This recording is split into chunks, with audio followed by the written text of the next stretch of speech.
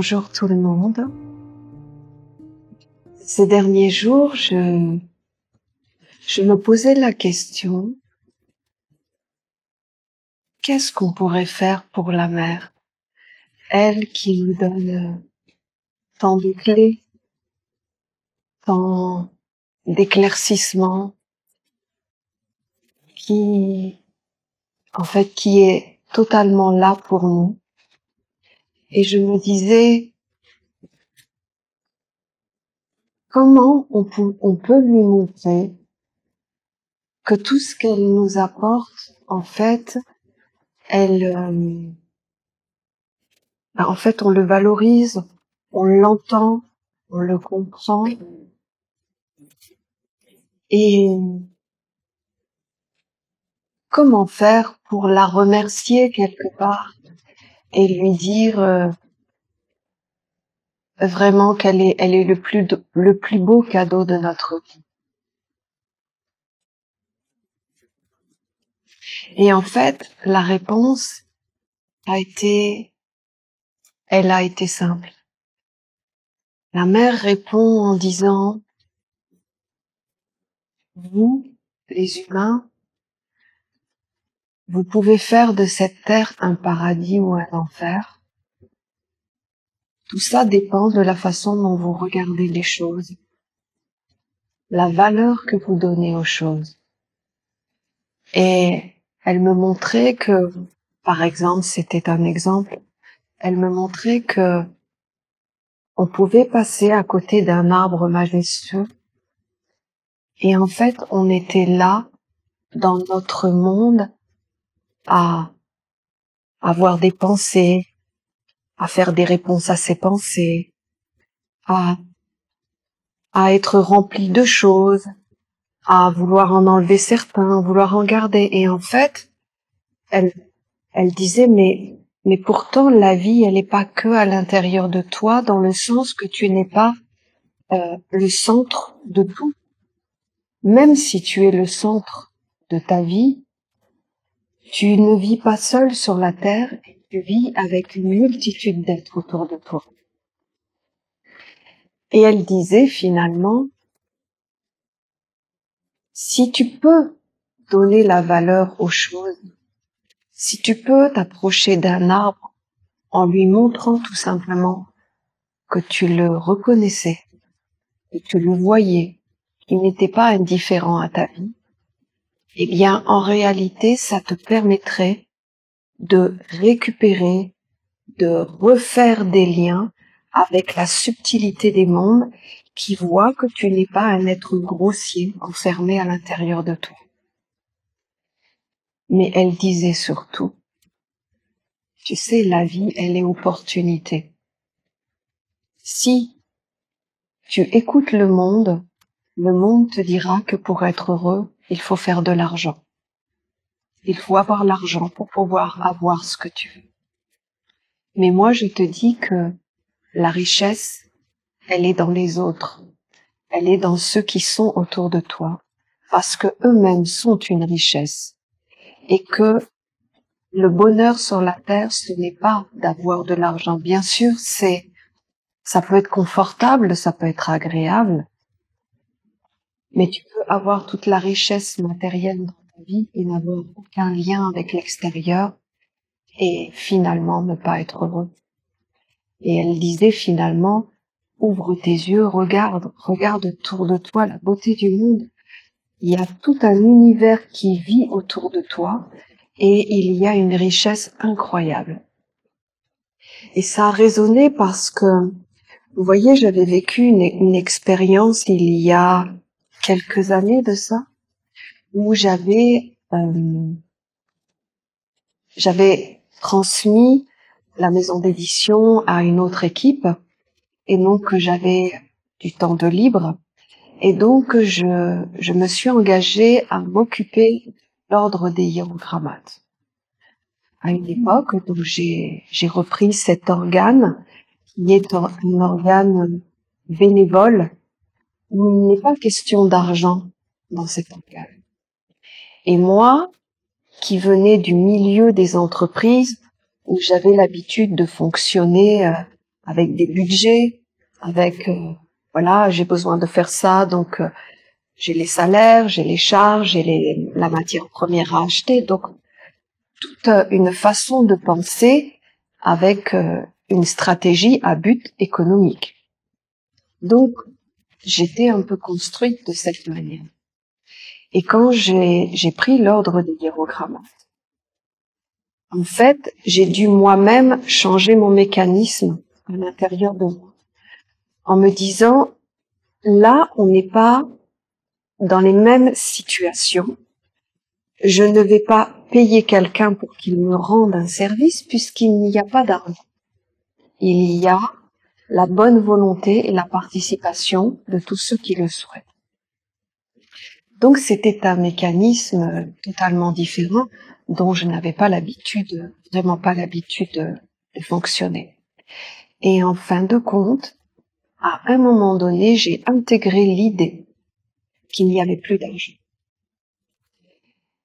Et en fait, ça a changé toute ma vie. Réellement, ça a changé toute ma vie dans le sens que, en allant avec les autres, dans le sens qu'on était ensemble dans le projet, mais ils me donnaient que ce qu'ils souhaitaient donner. Ils partageaient que ce qu'ils souhaitaient partager.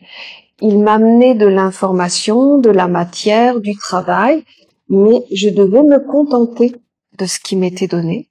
Et avec ça, je devais créer le projet de l'ordéogramme. Et en fait, à un moment donné, j'ai senti comme une libération à l'intérieur de moi. Et j'ai découvert les humains. C'est bête ce que je dis.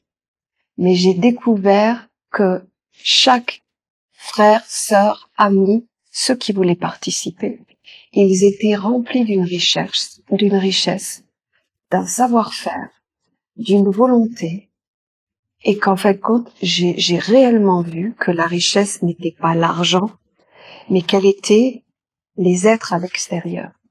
Et quand j'ai compris ça, j'ai multiplié mon activité au point qu'il y avait 200 personnes qui travaillaient, façon de parler, qui étaient présents pour cet ordre des hiérogrammates.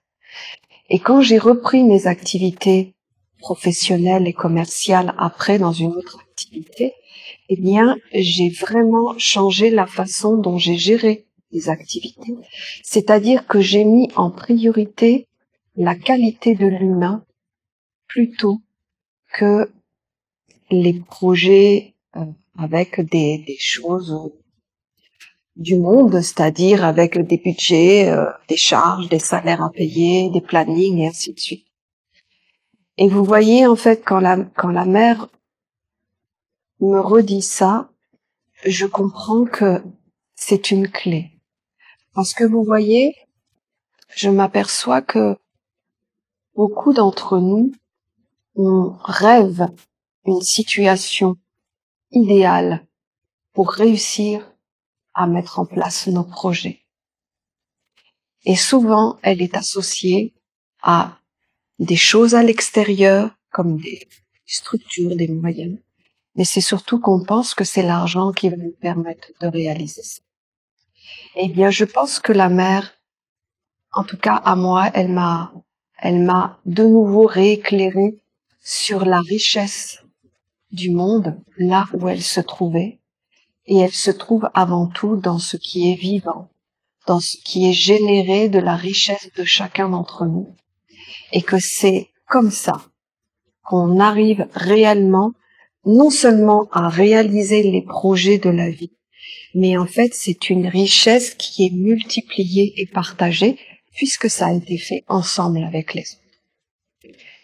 Et ce matin, je faisais un enregistrement pour ma formation que je suis en train de mettre en place. Et on parlait des concepts de la vie. Et c'est vrai que on s'aperçoit que le travail, la famille, le mariage, tout ce qui nous a été proposé à un moment donné dans notre vie, en fait, aujourd'hui, vu le travail intérieur que l'on fait, vu qu'on commence à vraiment aller chercher à l'intérieur de nous ce qui est vivant, ce qui est réel et ce qui a envie de s'exprimer, on s'aperçoit d'une façon évidente qu'on a fait beaucoup de choses avec des concepts. Par exemple, comme le mariage. Parler de ça ce matin. Et vous voyez, il y a plein de personnes, quand ils rencontrent une autre personne, en fait, à un moment donné, ils décident de s'unir et de se marier. Mais en fait, quand ils font cet acte de se marier, ils adoptent le concept du mariage qui a été transmis par la société et par le monde. Et en fait, quand eux-mêmes sont dans le mariage, en fin de compte, ils ont des barèmes et des critères. Fidélité, vivre malgré les épreuves, dépasser toute chose, et ainsi de suite. Vous connaissez les protocoles du mariage qui sont dits le jour du mariage à l'église. Et en fin de compte, je disais, mais toi, à l'intérieur de toi, c'est quoi le mariage? C'est-à-dire prendre la décision de vivre avec une personne, ce qui veut dire avoir des projets communs, avoir un chemin de vie où on a la même vision, se dire je ne serai pas seul sur ce chemin mais on sera deux, ça veut dire qu'on est complémentaires, ça veut dire que un jour c'est toi qui me donnes la force, un jour c'est moi qui te donne la force. Et vous voyez, quand on regarde au plus profond de nous la notion du mariage, c'est ça qu'on veut. On se dit, je veux faire un parcours de vie avec cette personne parce que je veux qu'on puisse réaliser tel objectif avec cette personne et je veux qu'elle soit mon complément, qu'elle partage mes aspirations, qu'elle partage mes projets, qu'elle soit complémentaire dans mes réflexions et ainsi de suite et ainsi de suite. Et quand tu regardes ce qui t'est proposé quand tu fais un acte de mariage, où c'est, bon, je les connais pas vraiment, les barèmes, je sais qu'il y a la fidélité, de passer les épreuves et ainsi de suite, voilà. Et en fait, on se marie et on se dit ça, on doit juste le tenir. Mais en fait, à l'intérieur de vous, c'était pas ça le mariage. Le mariage, par exemple, j'imagine pour vous, c'est se dire, je trouve un partenaire de vie où il y a une affinité, il y a de l'amour, il y a du partage, mais c'est surtout qu'on se tienne la main et qu'on avance vers un même but, qu'on puisse partager, voilà, notre vie, nos réflexions, nos questionnements. Et en fin de compte, c'est pour ça que vous voulez vous marier. Pour la fidélité, malgré les épreuves, de tenir la route, même si tu t'entends plus avec ton mari, avec ta femme, même si on se dispute, on se crêpe le chignon.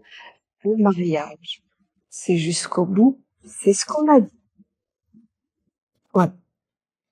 Mais en plus, vous voyez, on en plaisante dans le fond, mais moi, ce qui a retenu mon attention, c'est que je me dis dans toutes les choses importantes de notre vie, c'est rarement notre vision de la chose, même pour élever un enfant, pour se marier, travailler, pour des tas de choses de la vie.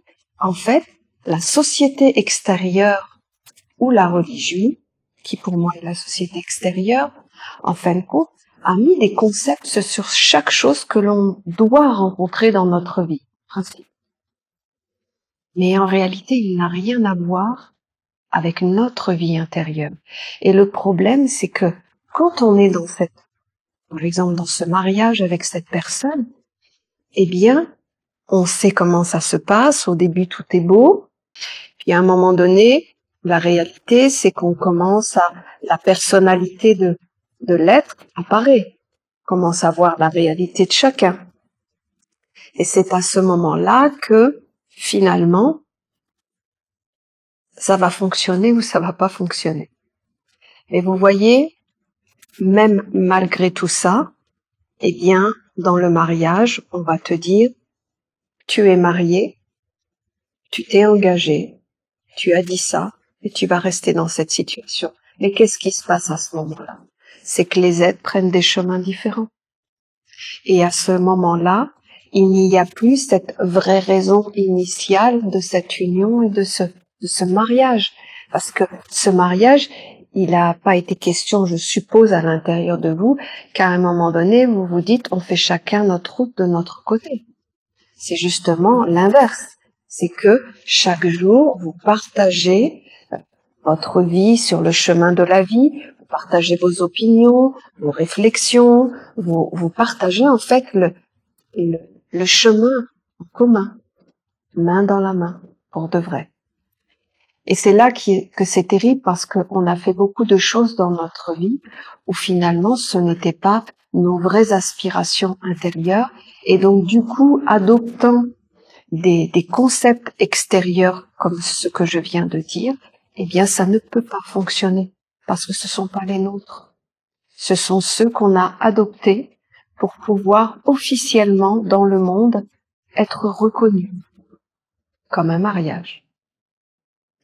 Et là où je trouve finalement la vie, je vais pas dire triste, mais où je trouve que c'est une perte de temps, c'est qu'en fait, on pense que c'est comme ça. On pense qu'il n'y a rien à faire, qu'on ne peut pas changer les choses, et qu'en fait, même notre vision intérieure, par exemple, du mariage, ne peut pas être entendue, ne peut pas être acceptée, et ne peut pas être réelle. Alors, la mère nous enseigne à affirmer toute chose à l'intérieur de nous, de lui mettre une réalité dans la vie. C'est-à-dire avoir confiance au point d'imposer devant un système, devant des lois, devant des protocoles, devant des institutions, ta façon de voir la vie, ta façon de la ressentir, ta façon de vouloir la vivre. Et c'est une perte de temps quand on s'en aperçoit trop tard. C'est pour ça que j'espère que de plus en plus de jeunes écouteront ce que je dis.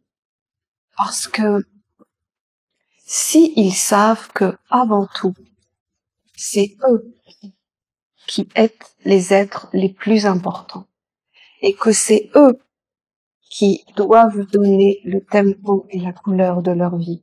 C'est eux qui doivent mettre en valeur les choses qu'ils portent en eux, dans le sens que, comme je disais, je ne sais plus quand, si tu sens que tu es fait pour faire de la musique, eh bien fais-le. Ne freine rien de ton aspiration intérieure.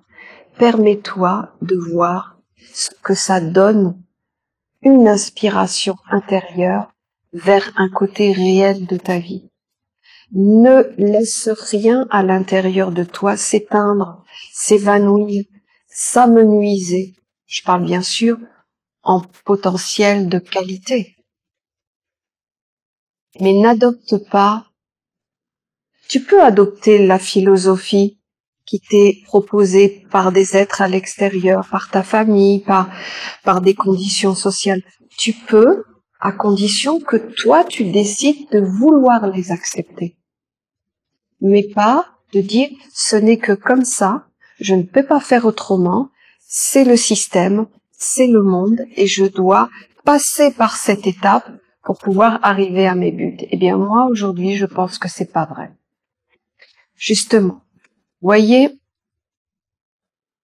je crois profondément que tout le monde aime les êtres différents. Je crois profondément que tout le monde aime voir des êtres qui tiennent la route et qui sont capables d'affirmer leurs convictions. Je crois que tout le monde aime voir quelqu'un qui est droit et qui tient sa parole. Je pense que tout le monde aime voir une femme qui est capable de dire qu'elle aime tous les êtres, qu'elle aime les enfants, qu'elle est capable de les caresser, qu'elle est capable de les embrasser.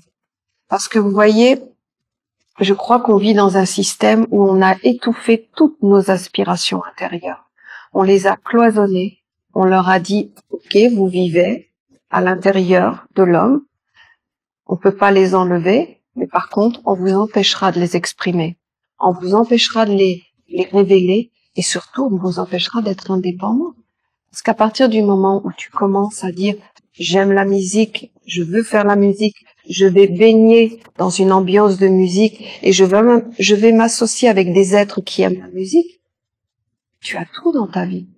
Tout est comblé, c'est parfait. Tu as ton intériorité qui est en action dans ce que tu fais. Tu t'entoures de gens qui te donnent ta sphère respiratoire et tu peux le partager. Tu vas t'entourer d'êtres qui sont en affinité et là, carrément, tu vas te donner un potentiel bien plus grand que ce que tu vis simplement à l'intérieur de toi.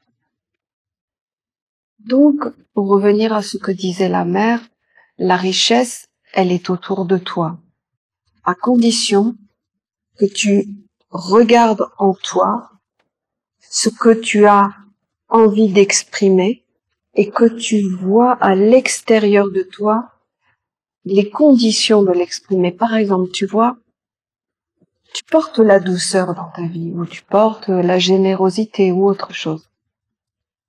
À partir du moment où chaque instant de ta vie, tu réveilles la vie en tout, c'est-à-dire quand tu regardes un arbre, eh bien, tu lui dis, je te vois. Tu es pas quelque chose qui est dans ma vie. Je te regarde, je sais que schématiquement tu es un arbre, mais en fait, il n'y a aucun lien et aucune affinité avec.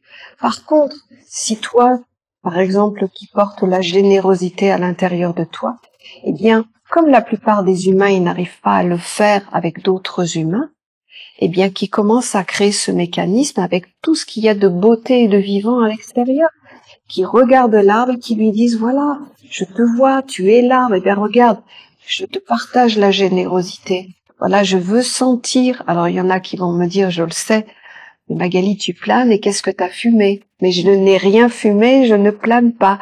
Oui, on peut parler à des arbres. Et voilà, c'est juste une petite parenthèse parce que une fois, on m'a fait la réflexion sur YouTube en disant, mais on parle pas des arbres. Et les propos que tu tiens, mais c'est quoi que tu as fumé? Eh ben, ni l'un ni l'autre. On parle avec des arbres. On peut partager avec des arbres, on peut partager avec des animaux, on peut partager avec des fleurs, on peut partager avec la rivière, on peut partager avec le soleil, on peut partager avec la vie qui est tout autour de nous et nous permettre d'exprimer ce que l'on est, justement avec les êtres qui sont autour de nous qui vont l'accueillir. Et c'est ça la richesse. C'est pas forcément quelque chose que tu vas faire avec de l'argent, c'est quelque chose qui va te permettre de t'exprimer, de t'affirmer, de savoir que tu es comme ça. Et le fait de le partager, tu vas le voir, tu vas le sentir, tu vas voir qui vit réellement à l'intérieur de toi. Donc, je pense que c'est une offrande à la mère de comprendre ce qu'elle dit. Elle dit, si tu regardes un arbre et que tu lui montres que tu l'as vu, et que tu lui montres que tu as posé un intérêt sur lui, il n'est pas rien. Il est un arbre dans l'univers, avec des hommes, avec l'eau, avec les plantes. C'est le langage animiste.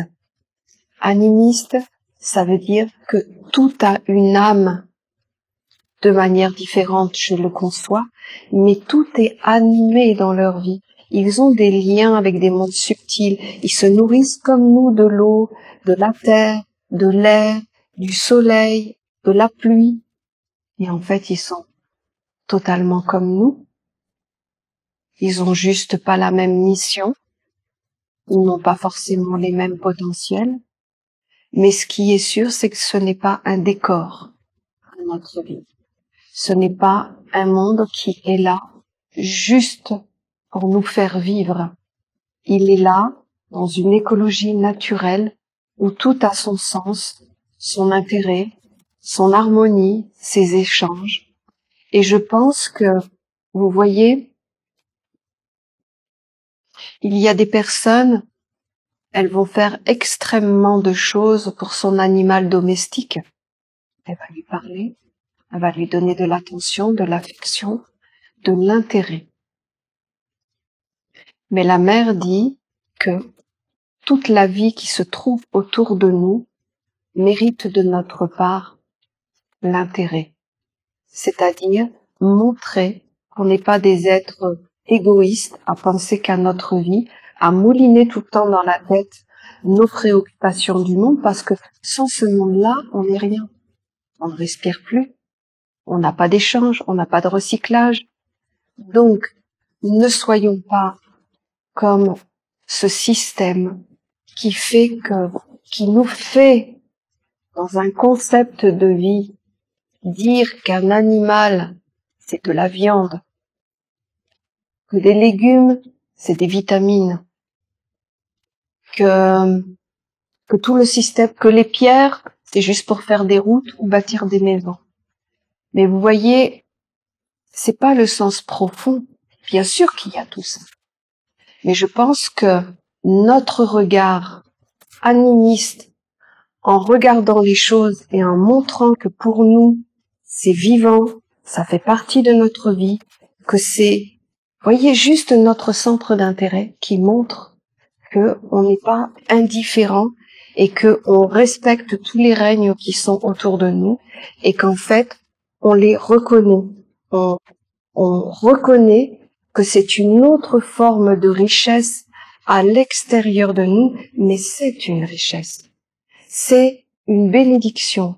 Et ça fait partie du règne de la mer. Parce que vous voyez, il y a un moment donné, aller vers la mer est une chose, mais ne prendre qu'une petite partie de son enseignement juste pour nous rééduquer dans la vie et s'en sortir et essayer de faire nos projets, il y a un côté de l'ingratitude. C'est-à-dire que la mer, elle n'est pas que ça. La mer, elle englobe les mondes, et la mère, elle aime autant un arbre qu'un humain, et qu'elle veut qu'il y ait autant de respect vis-à-vis d'un arbre, d'un animal, d'une pierre, autant qu'un humain.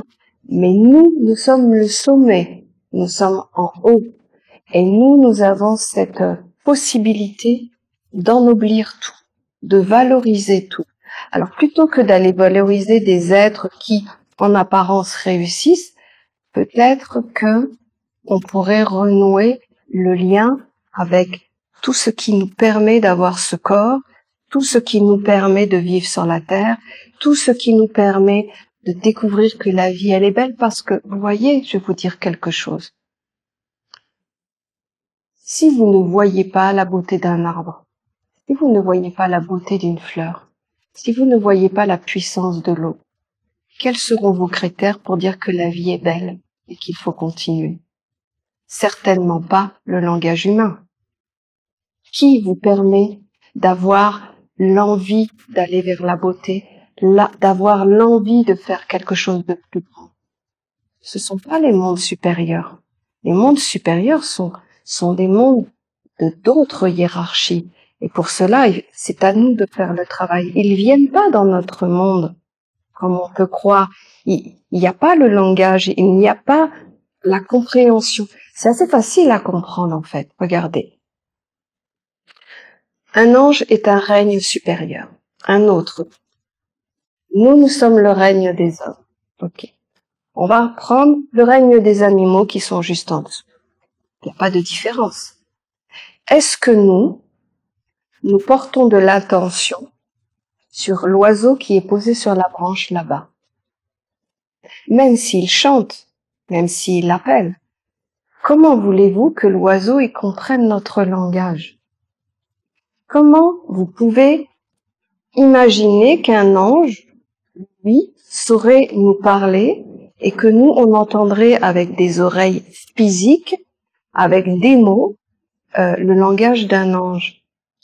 Pour ça, il faut qu'il y ait ce côté intérieur développés par les sens pour que eux aillent vers des mondes subtils, pour que l'information de l'ange puisse arriver comme des images oniriques ou des films en 1 seconde, vous voyez?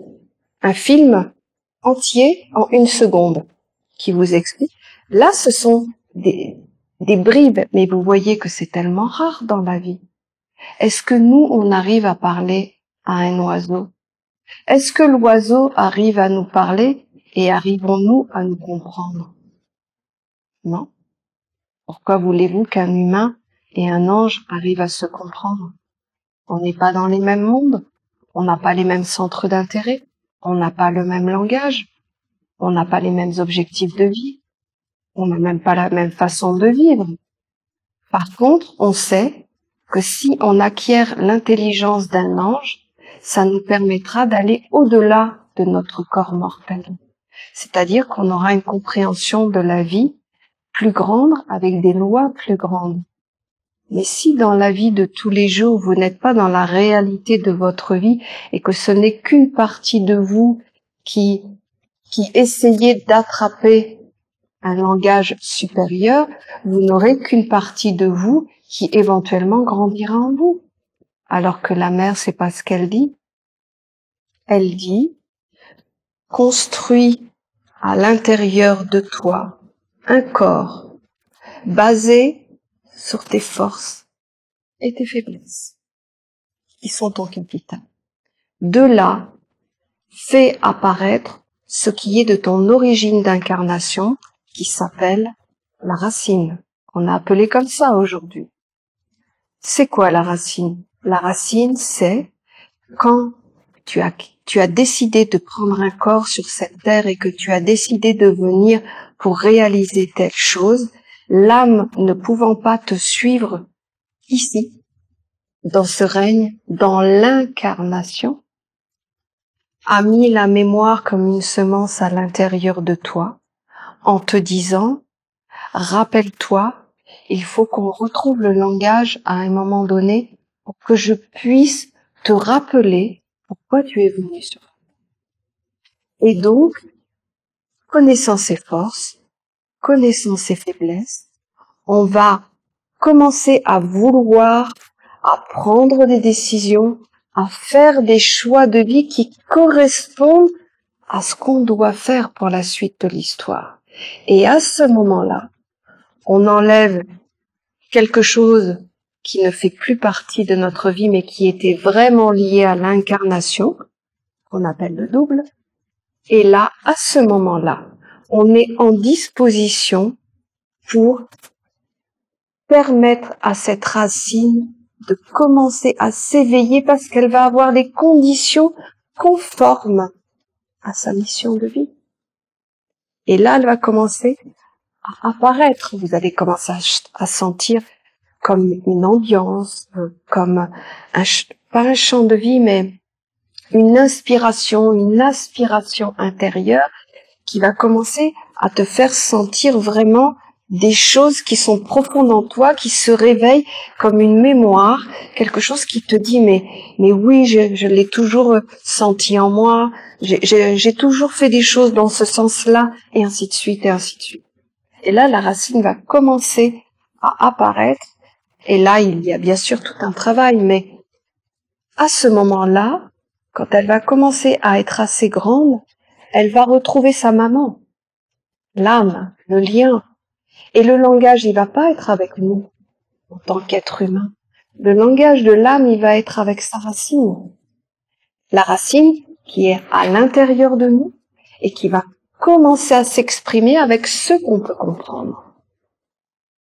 Et à ce moment-là, l'âme parle à la racine et dit, voilà, toi qui accompagne ce corps, ce karma, cette hérédité, cet être missionné pour réaliser sur la terre, eh bien voilà, tu vois, l'image à la fin de sa vie, quand il va partir, on dira de cet être, c'était ça. C'était ça. Et il y a bien sûr tout un chemin pour arriver à ça. Mais en fait, vous voyez déjà que l'image avant votre départ apparaît, la conclusion de votre vie apparaît, vous connaissez déjà la finalité. C'est-à-dire que vous savez ce qu'on dira de vous, ce que vous avez laissé de votre incarnation, des œuvres que vous aurez fait, la respiration que vous aurez incarnée, l'état, la transmission comme naturelle qui se fera autour de vous, et on dira de vous, cet être, c'était ça. Et c'est ce que la racine va vous réveiller. Mais vous voyez, c'est pour ça que c'est important d'arriver à être, à ne pas être dans ce qui est. Compliqué ce que je vous dis. Ce que je voudrais arriver à dire, c'est qu'il faut à un moment donné se poser et dire on n'est qu'un corps. C'est faux ce que je dis, mais j'essaie d'expliquer. Faire la différence entre ce qui sert à être quelque chose et faire apparaître ce qui est. Pour ça, il est important, non seulement bien sûr de prendre cette décision, de retourner vers l'intérieur, de comprendre qui on est, ainsi de suite. Moi, j'en ai tellement parlé que je vais pas rajouter une couche là-dessus, mais vous voyez, ce déclenchement de la deuxième naissance est fondamental. On ne peut pas le faire à moitié. En fait, c'est une vraie décision. Et cette vraie décision te montrera qu'il y a un corps, la merveille. Un fonctionnement de corps, la merveille, mais des fois compliqué. Parce que dans ce fonctionnement de corps, il y a eu l'éducation des parents, il y a la société, et donc ce fonctionnement de corps a des mécanismes inconscients qui sont tout le temps présents dans ta vie et qui te fait agir inconsciemment comme la société t'a programmé et comme l'hérédité de tes parents t'ont transmis. Tout ça, c'est toi, c'est ton corps et ton mouvement de corps. Mais à l'intérieur, il y a l'immortalité quelque part. Il y a que tu viens d'un autre monde, tu as pris un corps, et puis, quand tu auras fini ta mission de vie sur la Terre, cette racine aura emmagasiné l'œuvre et l'emmènera avec elle pour compléter l'image parfaite de ce que peut être un mécanisme qui retourne vers son origine. Alors ce n'est pas forcément un homme ou une femme, parce qu'on a bien compris que dire le mot homme ou femme veut dire le mot incarnation sur la terre. Mais en réalité, nous ne vivons pas toujours que sur la terre.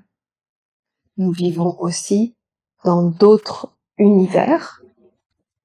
Par contre, l'âme voyage dans tous les univers et c'est la seule qui laisse une partie d'elle quand on prend un corps et qui se met à l'intérieur de nous. Et elle est nous, elle est notre mémoire.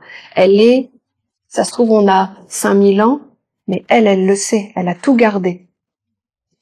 Et nous, donc, aujourd'hui, on prend une décision de venir sur la Terre, parce qu'en fait, sur la Terre, on a quelque chose de très précis, qui ne peut être fait que là, qui doit être dans le réel, dans le toucher, et qui, en fin de compte, doit être sublimé pour pouvoir écrire la suite de l'histoire. Par exemple, je ne sais pas, mais par exemple, quelqu'un qui a fait tout un chemin initiatique dans ses vies et dans ses vies, en fin de compte, il doit venir sur la Terre juste, par exemple, parce que, je donne un exemple, dans sa vie passée, il a été très méchant avec une personne au point qu'il l'a fait souffrir, en disant des choses qui étaient fausses, en étant méchant. Je donne cet exemple parce que je sais que ça, c'est un karma qui est régulièrement fait par les humains. C'est-à-dire des êtres qui vont détruire ou qui vont détruire la vie d'une personne par des propos qui sont faux et qui va engendrer chez la personne la destruction de sa vie. Dans le sens qu'elle peut déprimer, elle peut être sous médicaments toute sa vie, elle peut vouloir se suicider, elle peut être éteinte et ne plus vouloir avancer. Vous voyez? Avoir enlevé la vie dans l'autre par des mauvaises paroles vraiment méchantes où l'autre ne le supporte pas, ça c'est un vrai karma que l'humain se fait.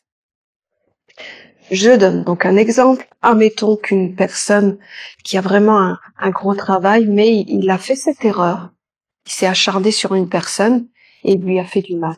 Eh bien, il va devoir revenir sur la terre parce qu'il n'y a que là qu'il peut régler ce problème-là.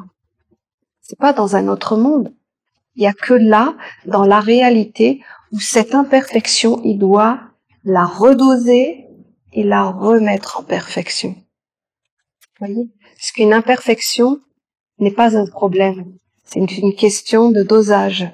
Et un problème, une faiblesse dans le corps de l'homme fait partie de sa vie. C'est pas quelque chose qu'on enlève. C'est quelque chose qui est là, dans la construction de son être, pour être redosé et utilisé en perfection. En fait, avec le temps, on n'a que des perfections. Les imperfections, on les a redosées et on les a remis en perfection. C'est-à-dire que ça devient des atouts, ça devient un socle, ça devient une intelligence, c'est basculé en perfection. Ça devient donc une force supplémentaire dans votre vie.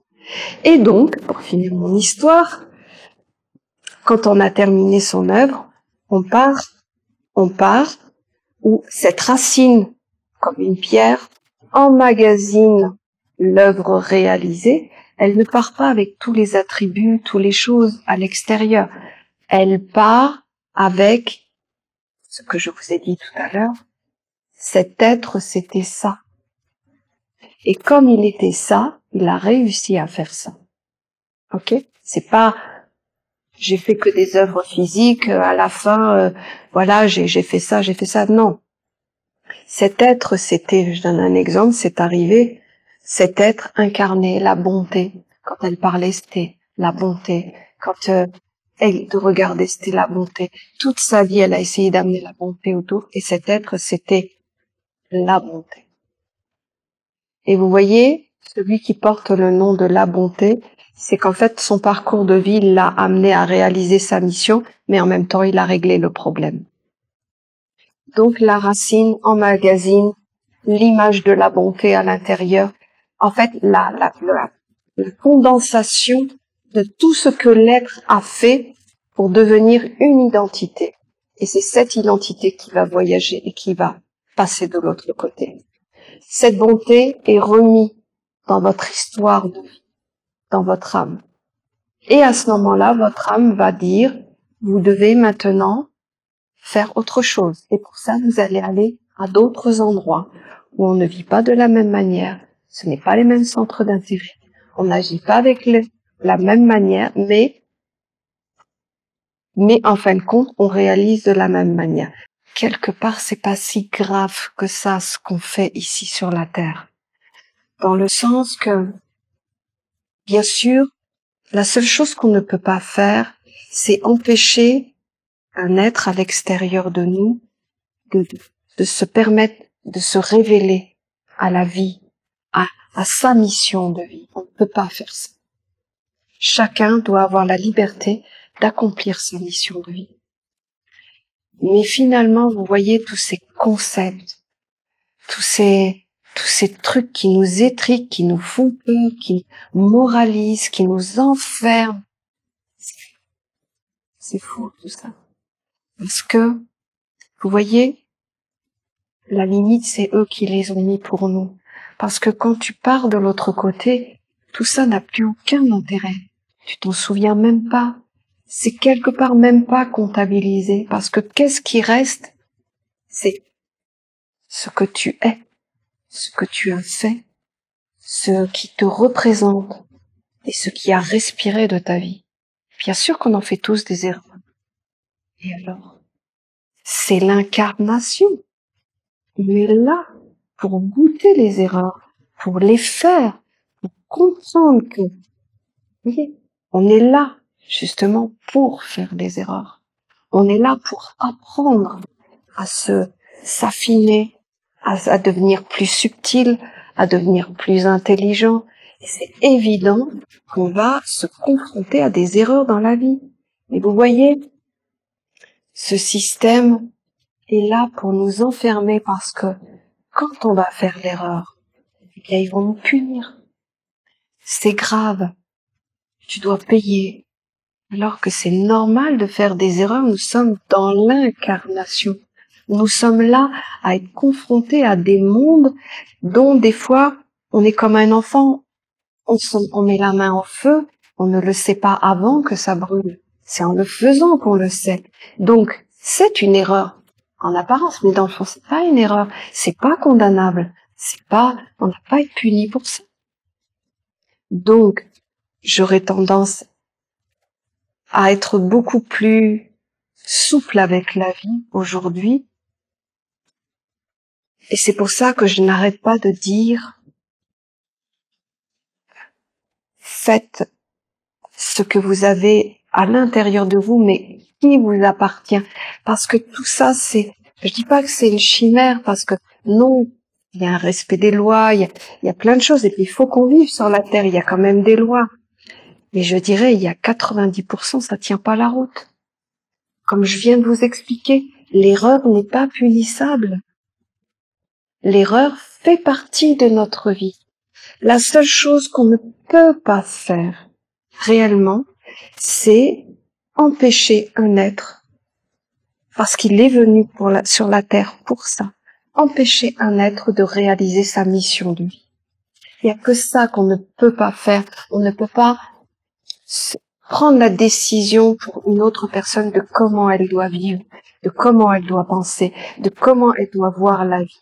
Elle est venue elle-même pour faire sa mission de vie. Elle va rencontrer des obstacles, elle va même rencontrer des difficultés dans sa vie. C'est pas pour ça qu'il faut être puni. C'est pas pour ça qu'on est une mauvaise personne. On est là pour justement toucher la réalité de la vie, et par la réalité, on touche ce qui fait mal et ce qui fait du bien. Et donc, j'ai envie de vous dire, libérez-vous un peu des carcans de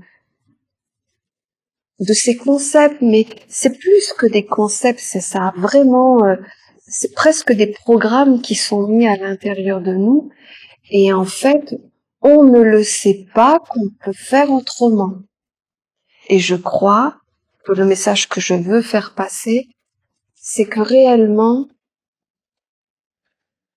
le plus important, ce n'est pas les erreurs que l'on fait, ce n'est pas la douleur que l'on peut avoir des expériences, ce n'est pas de se tromper, ce n'est pas même de tomber. La chose la plus importante, c'est de se dire, j'ai ma vie, je suis venu pour faire quelque chose et je dois retrouver mon capital, mon potentiel, parce que la seule raison pour laquelle je suis venue, c'est pour faire ma mission. C'est pas pour avoir des enfants, c'est pas pour avoir un homme ou une femme, c'est pas pour avoir un job, c'est même pas pour avoir une action humanitaire. Ça fait partie du contexte de vie que tu vas prendre pour mieux réaliser ta mission. Mais ça n'est pas les fondamentaux de la vie. Les fondamentaux de la vie sont là uniquement pour que toi tu partes et que tu aies accompli ta mission, pour que tu sois de plus en plus libre de l'incarnation, libre de la chute, pour retourner vers ton origine. Donc, l'incarnation veut dire la réalité avec le concret, la réalité avec ce qui peut faire mal, la réalité avec les erreurs. Voilà, c'est la vie, et c'est pas plus que ça. Alors, je ne sais pas si mon message va être bien entendu, mais c'est pas grave, je le dis quand même. Je le pense profondément, et voilà. Je pense que c'était ce que je voulais dire pour aujourd'hui.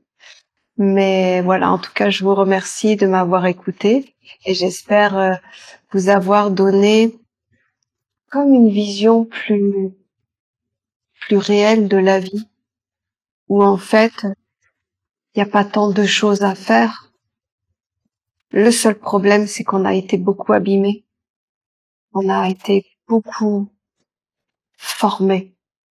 On a été beaucoup à prendre les concepts de l'incarnation de la vie, dite par des êtres qui eux-mêmes n'avaient pas forcément la sagesse, mais qui voulaient quand même qu'on puisse valider leur monde. Donc voilà, écoutez, en tout cas, je vous remercie et je vais arrêter là. Bonne fin d'après-midi.